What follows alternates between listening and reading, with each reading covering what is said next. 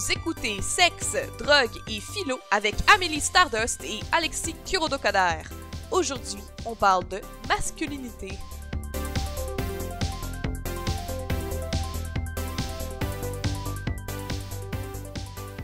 Allô Amélie? Allô les gens? Allô Alexis? Allô les précieux précieuses? Hey, une chance que t'as commencé le podcast, hein, parce que c'est pas moi qui allais le commencer, certain. Ça se passait pas. Ça se passait pas aujourd'hui, cher mais ça auditeur. va se passer. Inquiétez-vous pas, hein? Hey, on a une coupe de vin taureaux locaux cheap à une main. C'est super, ça tombe bien parce qu'on parle de quelque chose dont on va avoir besoin de vin, je pense, pour faire passer. On va parler de masculinité. Yes. Ouais, c'est un sujet, je pense, qu'on voulait aborder depuis un certain temps. C'est sûr que c'est des classiques niveau sexologique, parce qu'on se rappelle que on est un podcast qui parle surtout de philosophie, de sexologie, puis de drogue quand on se sent un petit peu tannant, dans le fond. Fait qu'aujourd'hui, je mets mon chapeau de sexologue pour te demander, Alexis, toi, ta masculinité, comment ça va? Ah, c'est une très bonne question. T'es un homme, toi? Mais c'est le genre de question vraiment... Oui, moi je suis un homme. Je me considère comme un homme. On m'a attribué homme à la naissance, puis j'ai jamais eu de problème avec ça. Encore, tu sais, c'est ça qui est intéressant, là. C'est une question qui se renouvelle sans cesse, là. C'est quoi mon rapport à ma masculinité, à mon corps, à mon genre? T'es tout le temps en train de... Ben, t'es pas tout le temps en train d'y penser. Moi, personnellement, je pense pas tout le temps. Ok. Mais, tu sais, ça revient tout le temps. Dès que la société évolue, moi, j'évolue. Les gens avec qui je suis évoluent. Dès que je suis avec un certain type de personne, ça me fait comme un miroir, genre, qui me met face à mon rapport à moi-même, puis donc à quelque part à ma masculinité. Mais je dirais que j'ai une bonne relation. Là où je suis en ce moment, c'est confortable. Je pense que je suis quand même content dans ma masculinité. Ok, Ma masculinité. ça veut dire quoi, masculinité? C'est quoi la différence avec féminité? Ah, ben c'est une construction, là. C'est ça aussi. Moi j'ai envie de dire, là, c'est une construction sociale. Puis ça veut dire plein de choses pour plein de gens, puis il y a plein de sortes de masculinité. Puis... comment tu définis ça? Ouais, mais si c'était juste de moi, là... Définition générale, ouais. Si c'était juste de moi, on transcenderait le genre, là.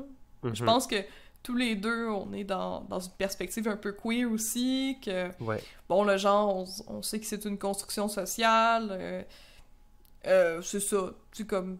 Il y a certains penseurs qui pensent qu'il y a quand même une partie biologique là-dedans. Mm-hmm. Reste que, mettons, les hommes trans, ils vont se construire une masculinité aussi. Ouais. Qu'est-ce que c'est, tu sais, d'être un homme, d'être une femme? Pourquoi est-ce qu'on a des... En fait, pourquoi est-ce qu'on a des hommes trans? Pourquoi est-ce qu'on a des femmes trans?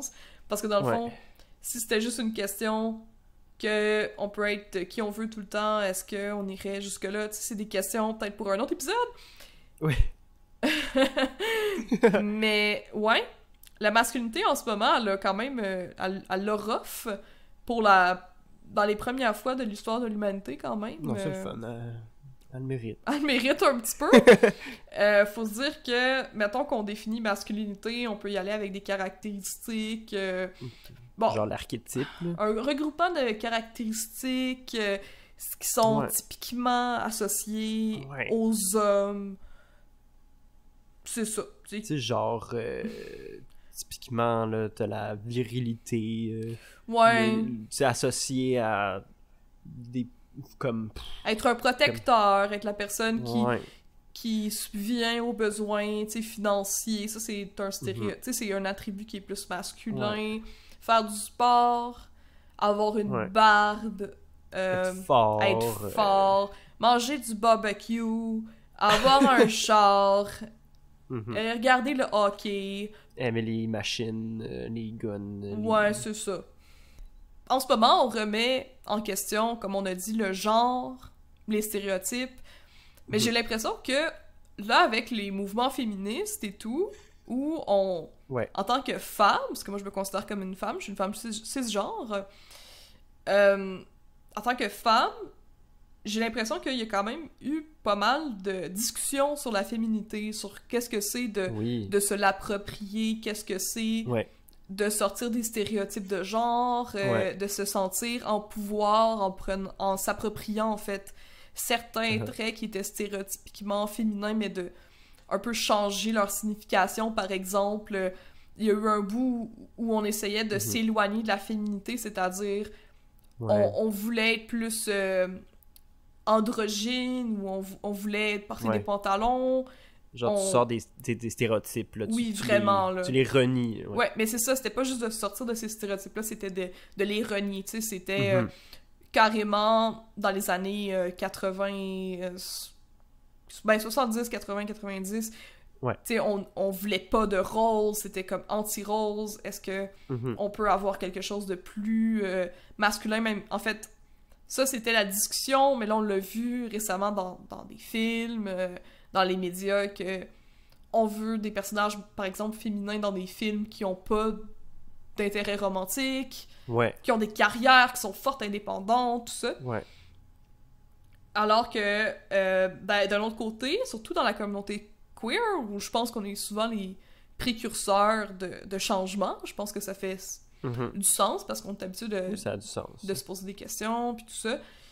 Il y a une réappropriation de la féminité. Par exemple, on se met des faux ongles, on met des faux cils. Mais par défi, si on veut, comme, regardez, je fais ça parce que ça me tente, pas parce que je suis forcée. Puis là, on voit qu'il y a un choix, quand même. Fait qu'il y a quand même eu beaucoup, beaucoup de réflexions. Il y a même un courant philosophique complet sur la féminité. Mais qu'en est-il de la masculinité? Ouais, c'est genre le duo historique, tu sais. Ben oui. C'est vrai que quand tu redéfinis l'idée, tu sais, du féminisme, entre autres, c'est que les femmes puissent se définir elles-mêmes plutôt que à travers l'homme qui les définissait, genre, dans leur regard. Là, ils se définissent, c'est bien, mais c'est aussi cool qu'après ça, les femmes définissent l'homme, genre, de leur perspective. Genre, on transforme encore la masculinité. Genre, qu'on nous montre un nouveau miroir, là, parce que jusqu'à maintenant, les hommes se regardaient de nombril, puis se définissaient entre eux, puis ils laissaient les femmes à côté. Puis je trouve que c'est super... Moi, j'adore ça, je trouve ça super intéressant quand je vois ça, les théories de la masculinité, puis que t'as des féministes qui analysent la masculinité, c'est super intéressant, puis c'est genre un regard que moi, je pourrais pas avoir, tu sais, même si j'essaie d'être le plus woke, puis le plus critique, puis réflexif possible, j'ai besoin de ce feedback-là, tu sais. Mais en même temps, tu sais, autant les flags ont été levés par des femmes, autant c'est aux hommes de faire ce travail-là. Dans le sens...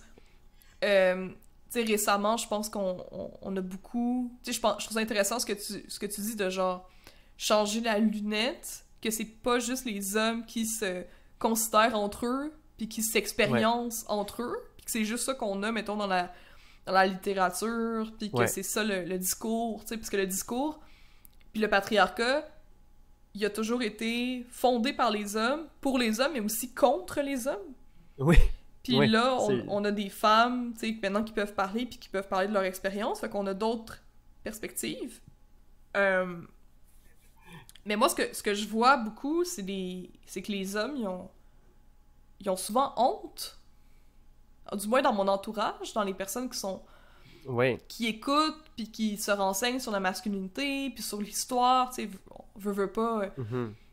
Mais j'ai l'impression que c'est comme aussi le syndrome de l'homme blanc cis ou de la personne blanche en Occident par rapport, mettons, à ce que l'Occident a fait comme bordel impérialiste dans le monde. Tu sais pas comment...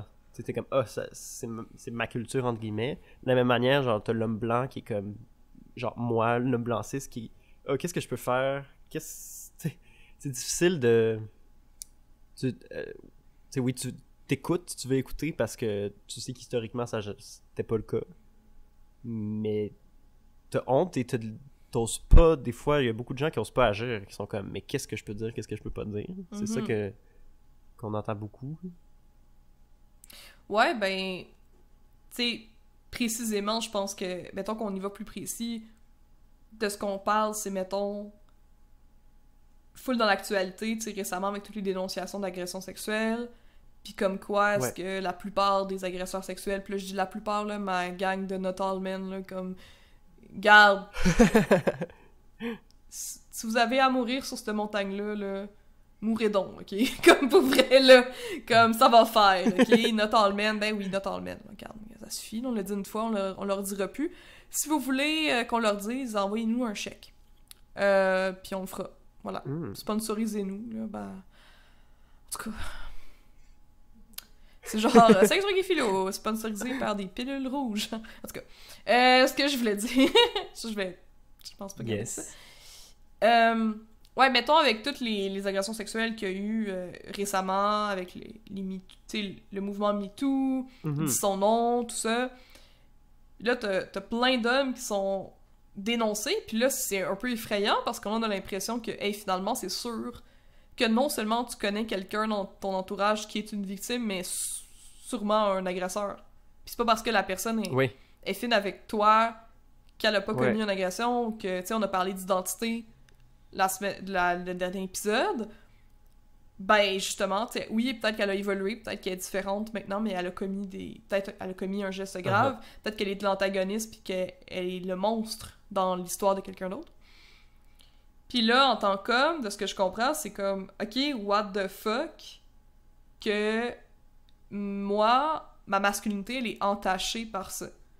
Mon identité, en tant qu'homme, elle devient un peu impure parce que, ben, il y a tellement d'hommes qui agressent puis qui ont des comportements inappropriés que c'est attendu de moi que je sois comme ça. Fait qu'il y a déjà...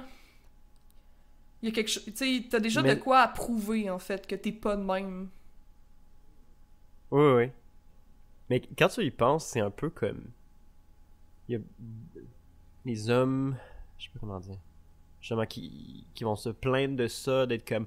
Ah là, je me sens comme une marde. Pourquoi? Puis moi, j'ai rien fait. Puis là, t'essaies de te prouver et tout. Mais quand tu y penses, c'est comme la première fois que des hommes blancs cis font l'expérience de quelque chose que plein de minorités vivent tous les jours. C'est-à-dire,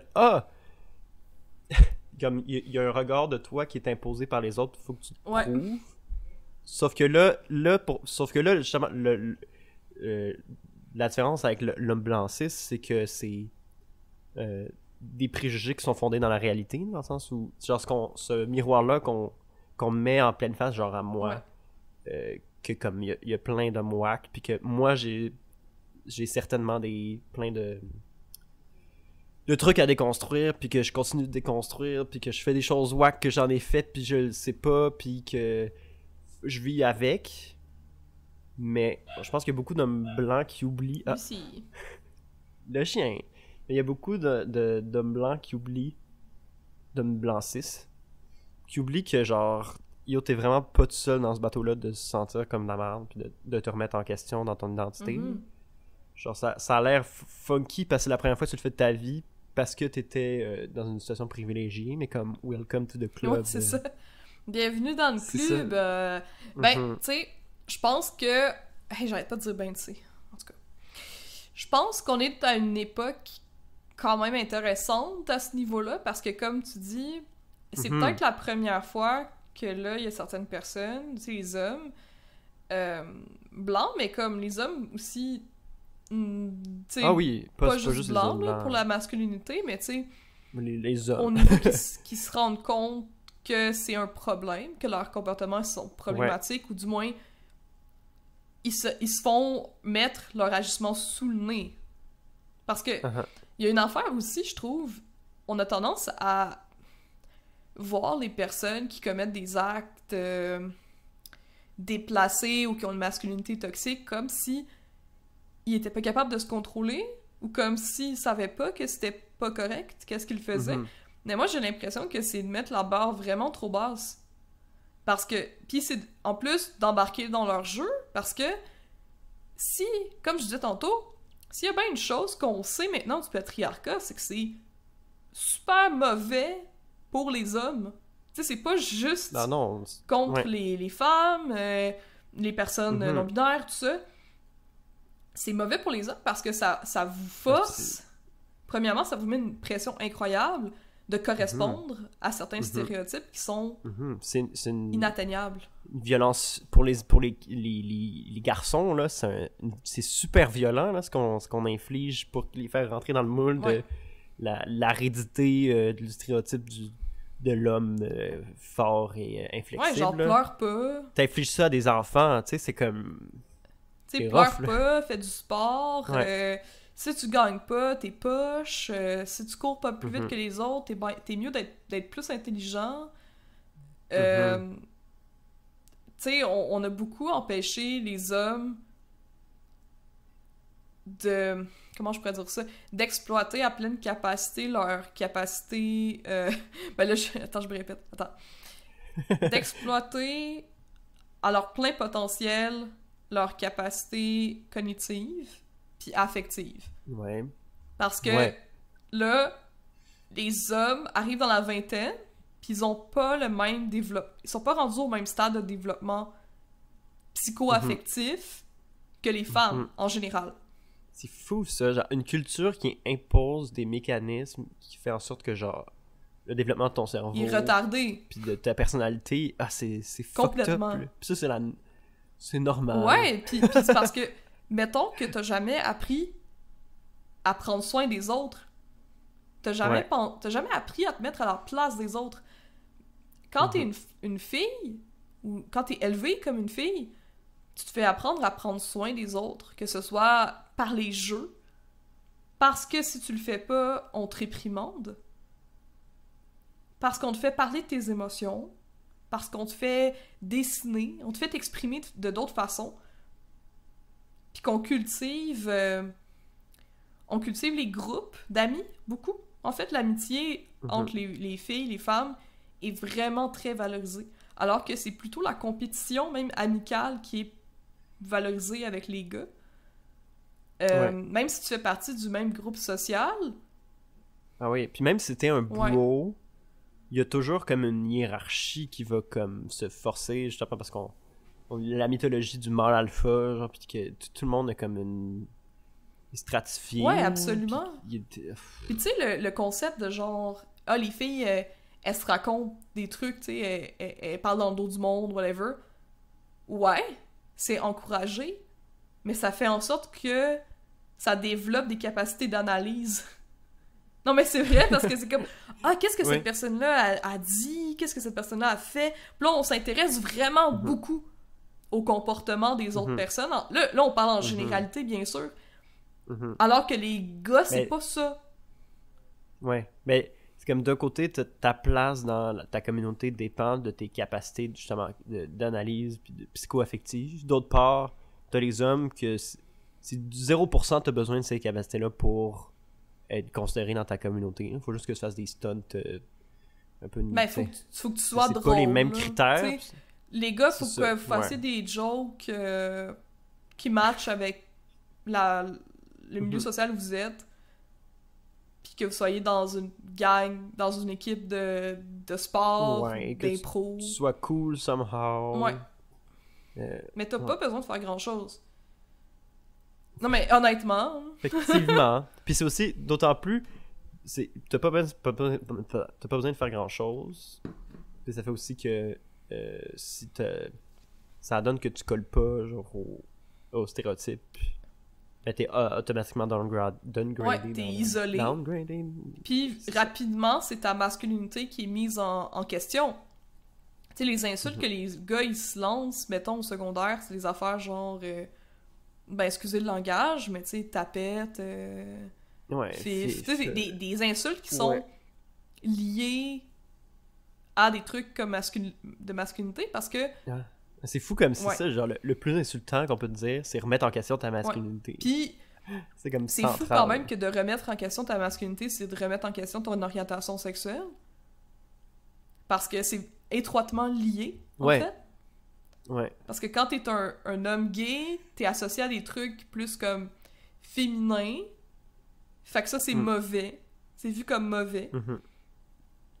Puis mettons, l'idée de se faire pénétrer, c'est vu comme une domination. C'est comme si pénétrer, c'est de la domination, puis que, ah, tu sais, tu vas te faire enculer, tu sais, c'est comme une...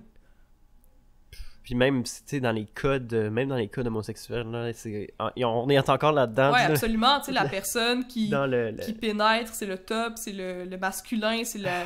C'est ça, c'est dominant. Ouais. Puis la masculinité gay, là, c'est aussi quelque chose, genre, qui peut être super toxique, Mm-hmm. là. C'est ça qui est fascinant, genre, tu t'en sors pas comme à la fois quand t'es un hétéro, c'est une insulte suprême, c'est de faire traiter de gay, mais tu rentres dans la gang des gays, puis t'es encore dans une masculinité toxique. C'est fou quand même de penser que la pire affaire que tu peux être, c'est d'être féminin. Non, mais c'est fou Ouais. quand même, comme si c'était un défaut, puis je pense que c'est tout à fait ancré dans le patriarcat puis dans les violences sexuelles, Mhm. puis les violences entre les hommes et les femmes. Parce que si pour toi, Mhm.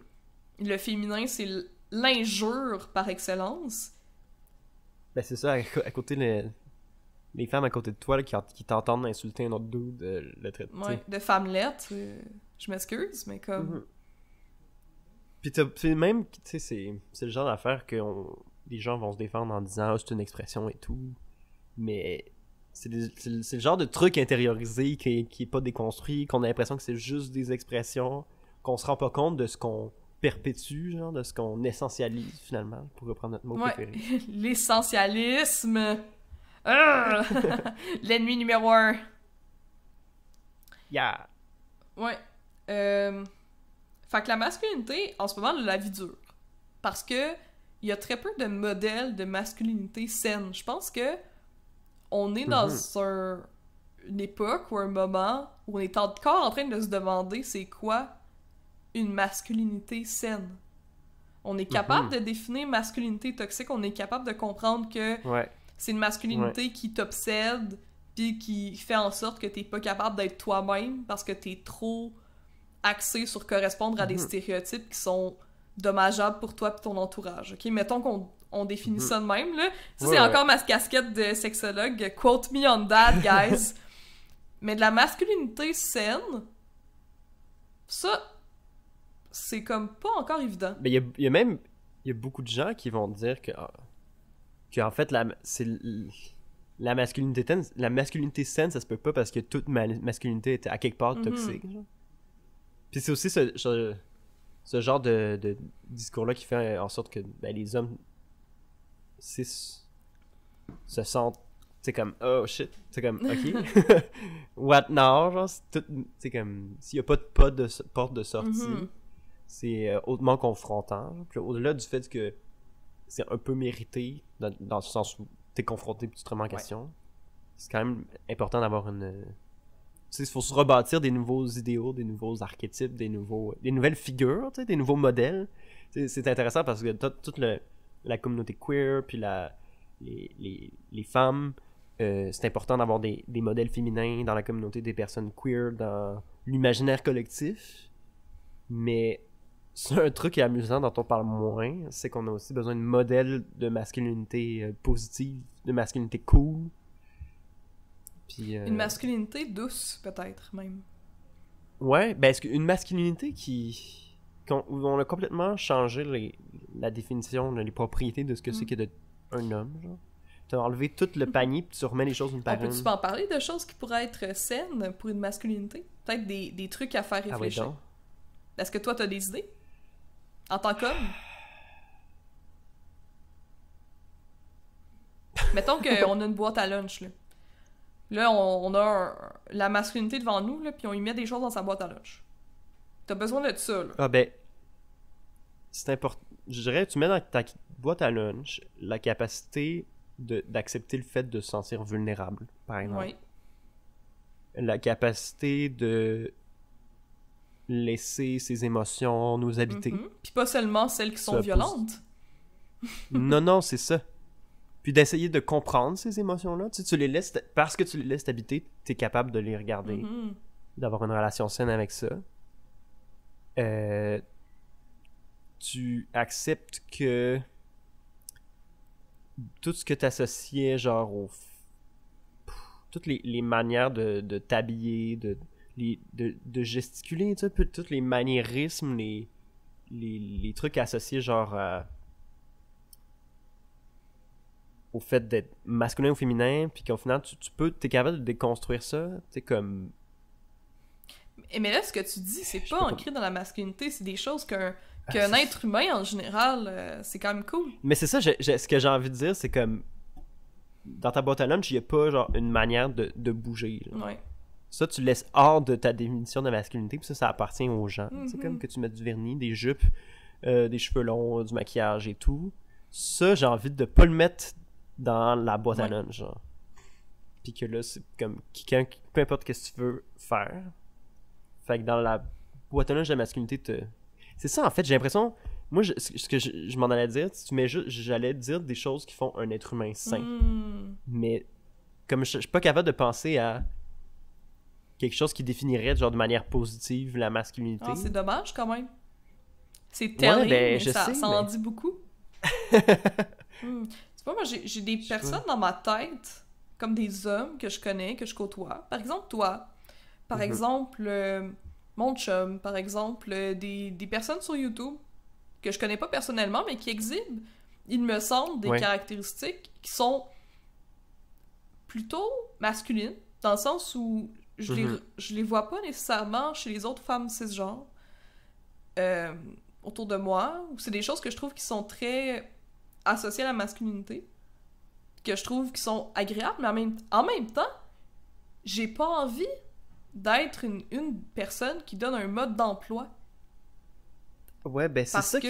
Ouais. Je pense que c'est un travail que les hommes doivent faire ensemble. Puis pas dans un contexte de red pill, parce que je sais pas si tu connais ça, le penchant un peu... le masculinisme. Est-ce que tu connais ça? Ben, tu as dit red... Non, je sais pas à quoi ça fait référence. Ok. C'est-tu genre un peu l'univers des... Ah, comment ça s'appelle? Les petits dudes derrière leur écran, là, qui sont... Les 4chan, incels? Ben, à peu près, je te dirais. Je sais qu'en ce moment, il y a quand même un certain mouvement d'hommes qui se réunissent ensemble puis qui sont un peu en révolte contre les critiques de la masculinité. Ok. Il y a beaucoup d'hommes en ce moment qui se cherchent des modèles. Oui. Puis, ben, pour répondre à cette demande-là, t'as des personnes qui vont en profiter.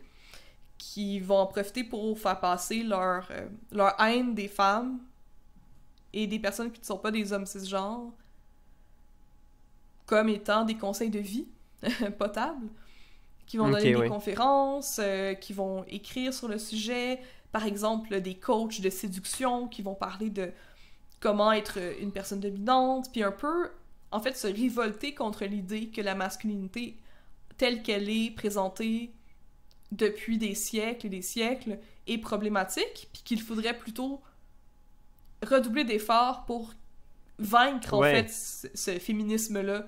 Puis, en fait, leur montrer que d'être un dominant, que d'être un homme d'action, un homme qui a pas peur de dire son opinion, mais qui a très peur, par exemple, de vivre ses émotions, ça vaut la peine. En fait, c'est une bonne façon d'exister en tant qu'être humain.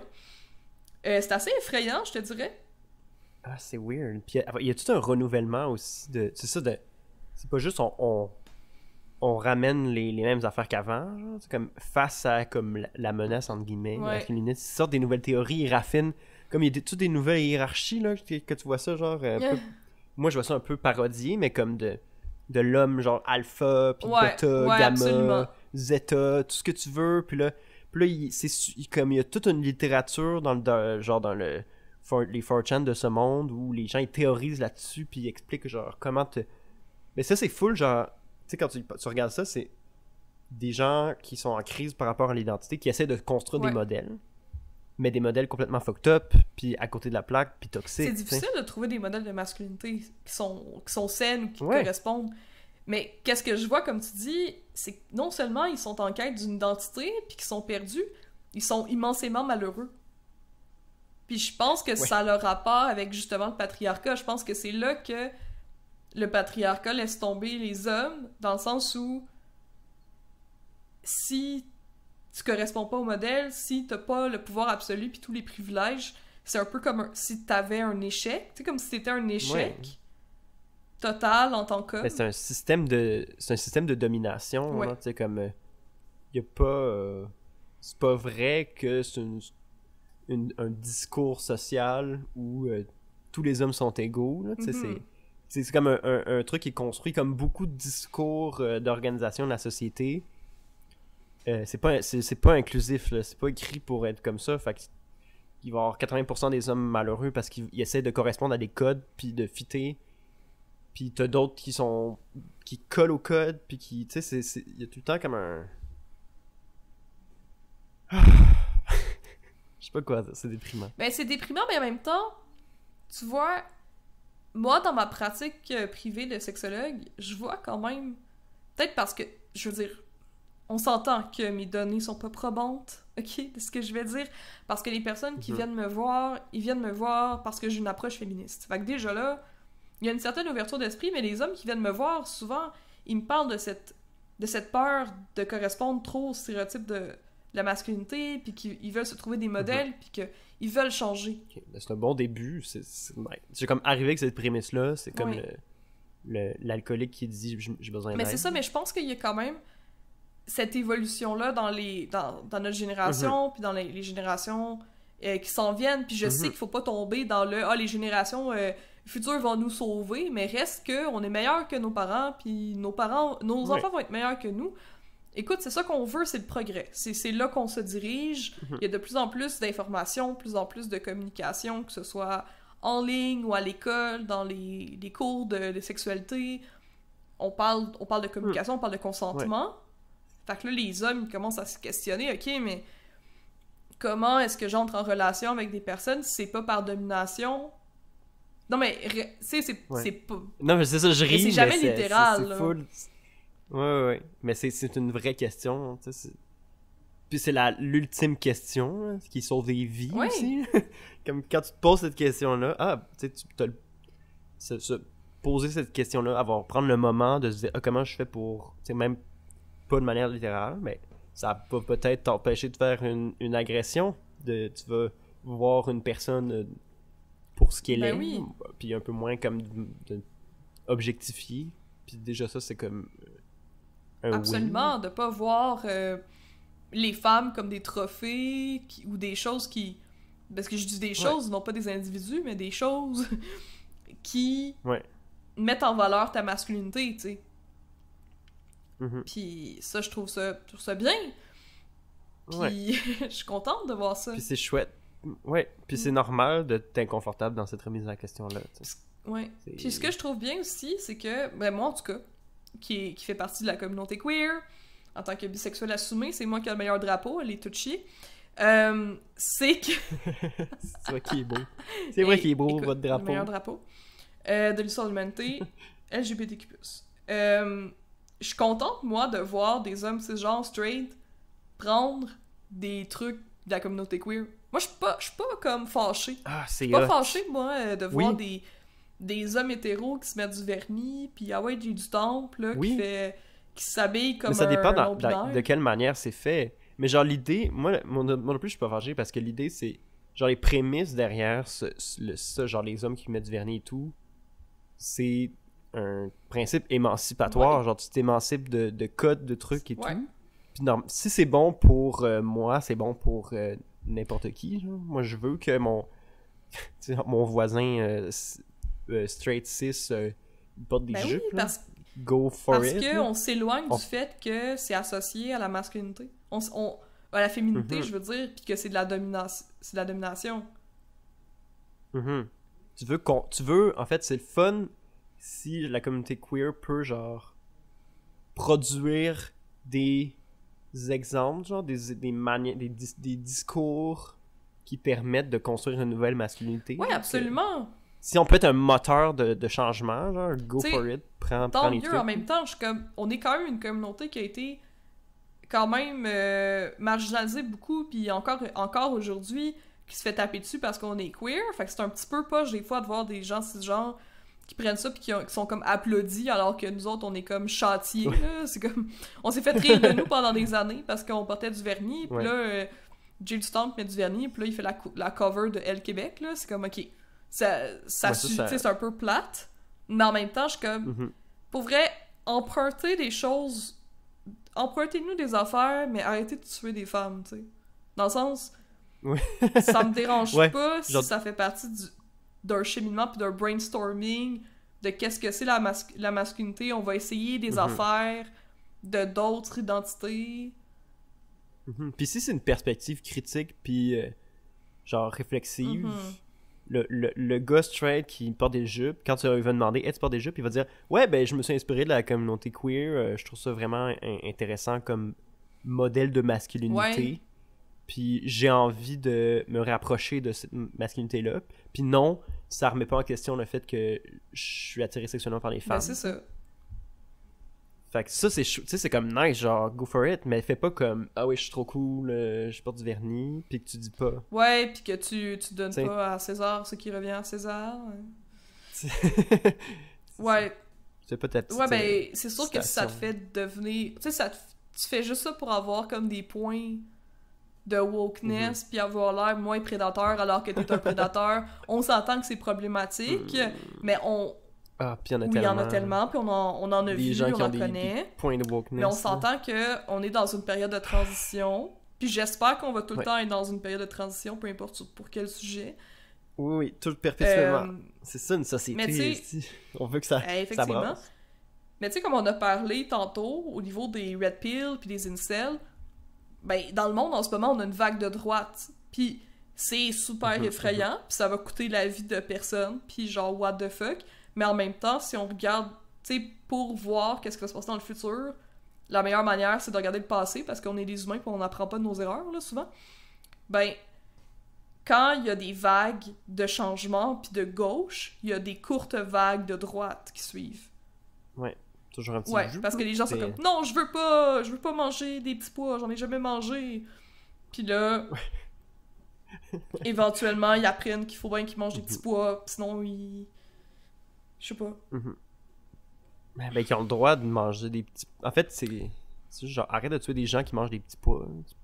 Ouais, mais c'est ça. Mais tu sais, je veux dire, c'est sûr que d'autres personnes aient des privilèges, ça t'enlève des privilèges, parce que quand t'avais des privilèges de contrôle total sur la vie de d'autres personnes, pis que là t'as plus ce privilège-là, ça t'a enlevé un privilège. Est-ce que t'aurais dû avoir ce privilège-là au départ? Non. Mais ça reste que tu perds du pouvoir. T'sais. Oui. Puis l'idée, c'est de redéfinir ce que tu comprends comme être un être humain normal. Puis tu vas nous dire, genre, la normalité, c'est un peu moins confortable que tu pensais. Parce qu'il faut que tu gère les autres humains puis que tu sois respectueux. Puis ça demande des efforts. Et voilà.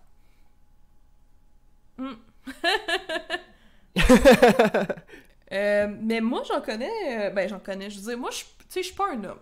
Hein? On va se le dire tout de suite, tout le monde. Je vous avertis, je parle pas d'une place de privilège, mais... mais je parle d'une place de privilège de femme blanche, mais pas vis-à-vis des hommes. Puis je trouvais ça intéressant, tu sais, il y avait des comparaisons qui disaient que, tu sais, être une femme blanche, c'était comme à peu près la même quantité de privilèges qu'un homme noir, tu sais, dans le sens. À peu près, tu sais, comme... tu te fais... quand tu commençais à faire des comparaisons. Toi, t'as tant de points de privilège, ouais, c'est ça. Lui, il a tant de points comme de si privilège. Comme si c'était un jeu vidéo. En tout cas. Mais bon, c'est pas pertinent. Qu'est-ce que je vais dire, c'est que je parle pas en tant qu'homme, parce que je suis pas un homme. Mais je connais... Moi, j'ai vu récemment des cool modèles masculins. Puis j'aimerais ça qu'on en nomme quelques-uns. Peut-être donner des pistes à nos précieux qui nous écoutent. Est-ce que tu veux que je commence, Alexis, pendant que tu réfléchis à ça?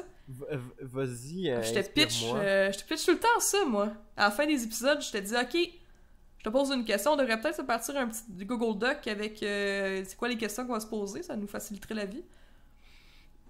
Parce que là, je suis comme, shit, des hommes inspirants qui ont une masculinité saine, puis je suis comme...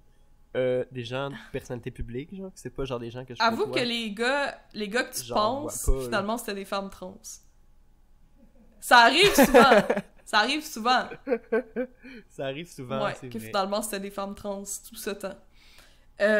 Moi, je vais nommer... Hein? Ou des hommes trans aussi. Ah oui, quand c'est des Dans hommes le sens trans. que c'est- Ouais, finalement, c'est des hommes trans. Mais, ouais.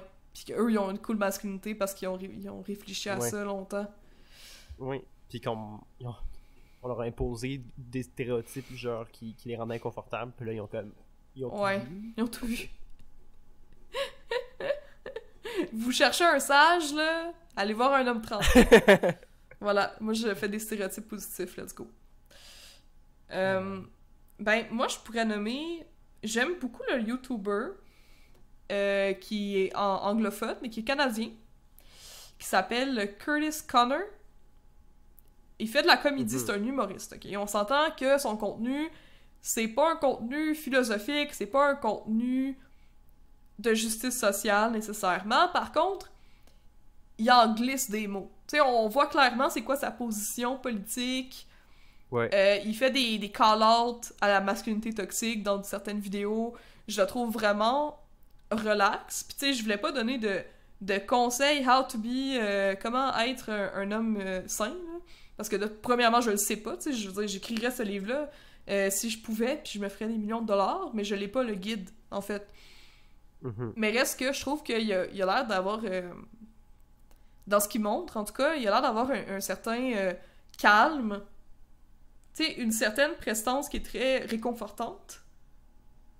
Ok. Tu sais, parce qu'il y a ça que moi j'aime, en tout cas, de la masculinité, puis tu sais, ça vient avec peut-être le fait de refouler ses émotions, tout ça, mais une genre de solidité, une genre de prendre soin qui est différent de prendre soin qu'une femme Ah, c'est intéressant. offre, en fait. Mais c'est quand même une écoute, Ouais. une sensibilité, mais de comme une texture Oui, oui, oui. différente. Puis tu sais, en étant empathique, puis en montrant ses émotions, puis en montrant que la personne comprend, puis que est capable de se mettre à la place, mais en étant très, très solide, tu sais. Là-dedans, tu sais, en étant comme vraiment c'est ça. Un pilier. Sans pourtant être un pilier de roche. Mettons un pilier de terre cuite ou de matériel. pilier Un matériel un peu plus smooth. De pâte à modeler. Ouais, mais tu sais que tu peux quand même En neige. t'accoter dessus, là, sans avoir l'impression que tu vas le Ok. faire s'écrouler. J'aime bien ça de lui, ainsi que le fait qu'il parle justement d'une place de privilège. Donc, il a le pouvoir de faire changer les choses puis de confronter. Puis c'est ça que moi, j'ai toujours envie de shaker, de brasser les hommes. Je suis comme, hey, vous avez tout le pouvoir du monde. Statistiquement, vous avez vraiment moins de chances de vous faire tuer ou de vous faire agresser si vous dites à l'homme devant vous qui est sexiste. Fait que faites-le. Ouais. Bordel de merde. Vous voulez nous aider? Aidez-nous. Utilisez votre privilège pour nous aider. Tu sais? Ben lui, j'ai l'impression qu'il fait ça quand même. Fait que je l'aime bien. Curtis Connor, il y a un podcast qui s'appelle Very Really Good. Une affaire de même. Mais tu sais, c'est un humoriste, là. Fait que... Oui. Il y a lui. À part ça, des hommes... Hey, c'est difficile. Mais moi, je vais te sortir un nom, mais avant, il faut que je cherche dans mon historique de visionnement Parfait. YouTube. Ben, je peux continuer un peu. Comment Moi, ça j'aime bien un autre YouTuber parce que moi, vous allez vous en rendre compte. Moi, je consomme beaucoup de YouTube dans la vie, même que j'en produis à Ministère d'Os sur YouTube. J'aime beaucoup Anthony Padilla. Je trouve que depuis Smosh, il a vraiment évolué. Puis là, son contenu, c'est uniquement des entrevues où je trouve qu'il démontre une grande ouverture d'esprit puis un grand respect pour les personnes qui l'invitent. Je le connais pas personnellement, peut-être que dans sa vie privée, il est pas cool, mais il a montré quand même plutôt une grande vulnérabilité dans les dernières années depuis qu'il a quitté Smosh. Il a même fait une vidéo où il parle de son anxiété généralisée, du fait que sa mère était agoraphobe, je pense, puis qu'elle était cloîtrée chez elle, en fait. Puis tout ça, tu sais, il parle beaucoup de santé mentale, il se rend très vulnérable, puis je trouve ça bien. Je trouve ça super. Puis aussi, il prend soin de lui. Tu masculinité, puis je pense qu'on n'a pas parlé de ça aussi, mais tu sais, dans la masculinité, de prendre soin de son corps, par exemple, les personnes qui, tu sais, qui prennent soin de leur moustache, tu sais, qui mettent... être coquet dans sa masculinité, je trouve ça tellement chouette de voir ça, quand même. Parce qu'il y a beaucoup... C'est vrai qu'il y a comme traditionnellement, la vision de t'absorbes les coups, genre, pis tu laisses rien paraître, puis de la même manière, genre, tu veux pas, comme, te chouchouter, t'as l'air rough, là, comme un caillou. C'est drôle parce que ça a évolué, dépendamment de l'époque. Comme les standards de beauté féminins, les standards de beauté masculins ont quand même évolué. Mais là, c'est vrai qu'on était dans une masculinité un peu... pas qu'on prenait pas soin de soi, mais pas trop. Tu sais, il fallait pas trop que ça paraisse que tu t'as pris soin de soi. Ah, c'est ça. Soin de toi. Juste comme équilibré. Ou des fois, c'est comme, tu prends soin de toi, mais c'est ça, faut pas que ça paraisse. Ouais. Moi, je vais parler d'un YouTuber, j'ai pas son vrai nom, mais sur YouTube, il est connu sous le nom de FD Signifier. Okay. Puis c'est un homme noir. Oui, je sais de qui tu parles. Tu sais de qui je parle? Genre, sa bannière, ça dit Black Media Analyst. Oui, je l'adore. En fait, je suis sûr que c'est de moi que tu le connais. Ça probablement, peut-être. Mais oui. Puis lui, il est vraiment cool. Genre, il parle de féminisme et tout. Il a une belle masculinité qui est comme réflexive. Qui est probablement très certainement féministe ou pro-féministe. En tout cas, il est vraiment cool. Puis je conseille aux gens d'aller le voir. Puis c'est intéressant parce qu'il a pas une perspective de masculinité blanche, mais bien une masculinité noire. Ouais. Qui est différente. Ah oui, complètement différent. Puis il en parle beaucoup là, de la masculinité noire. Puis je pense que c'est important genre d'avoir des figures comme lui là, pour avoir un retour critique là, ça, parce qu'effectivement les hommes noirs ont aussi ce struggle là. Comme la masculinité noire, c'est tout un autre univers avec toute une autre gang d'archétypes puis de trucs à déconstruire. Ben, ça prend... Moi, en tant que blanc, je peux pas... Mais tu peux pas parler d'une classe d'expérience. C'est ça. Fait qu'on... Puis je trouve ça le fun que ça existe. Puis moi, je trouve ça super intéressant. Ben, c'est super, ça. Merci. Je vais aussi inviter les personnes qui nous écoutent à aller écouter le podcast Les couilles sur la table. Oui, c'est un balado français qui est animé par une journaliste qui s'appelle Victoire. Je ne sais pas c'est quoi son nom de famille, mais son prénom c'est Victoire, puis je la trouve trop cute, son prénom. Elle parle de masculinité, elle a plusieurs invités qui sont très pertinents, qui sont des sommités dans les recherches féministes et sur la masculinité. Donc... Puis à chaque épisode, c'est ça, c'est un sujet, puis un angle, puis un invité différent. Puis c'est tout le temps sa masculinité. Oui, fait que ça peut vous permettre d'approfondir vos recherches. Ça va être tout pour notre épisode aujourd'hui. Alexis, comment est-ce que tu te sens dans le fait d'être un homme en ce moment, en fait? Je me sens avide de me remettre en question, mais de réfléchir à ça. C'est une question. Moi, je pense qu'il faut le voir ça de même. Là. C'est super intéressant. C'est comme une porte ouverte, grande ouverte, genre, pour apprendre à mieux se connaître là, en tant qu'homme. Moi, je suis all-in de rentrer dans cette porte-là. Je pense que c'est comme ça que j'invite les gens à voir ça. Et oubliez pas qu'on est tous des petits êtres humains dans notre vaisseau spatial, puis qu'on est tous ensemble là-dedans. On serait bien mieux que de rendre l'expérience agréable pour tout le monde, n'est-ce pas? D'être sur la planète. Je vous envoie plein de bisous. Si vous voulez nous suivre, on est sur Instagram, Sexe, Drogue et Philo. Puis on est maintenant sur Apple C'est Music. vrai! Écoute, peut-être que vous êtes en train de nous écouter sur Apple, sur iTunes, ce qui est merveilleux. Hey, vous avez du cash, vous autres?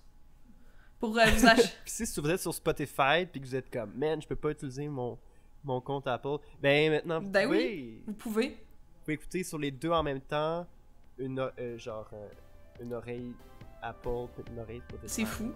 Ben oui, ça nous donnerait plus de clics. Pourquoi pas? C'est ça. Donc, je m'appelle Amélie Stardust. Et moi, Alexis. On a jamais fait ça, je vais pas mettre ça. C'est ça, j'étais comme, qu'est-ce que Je m'appelle Amélie.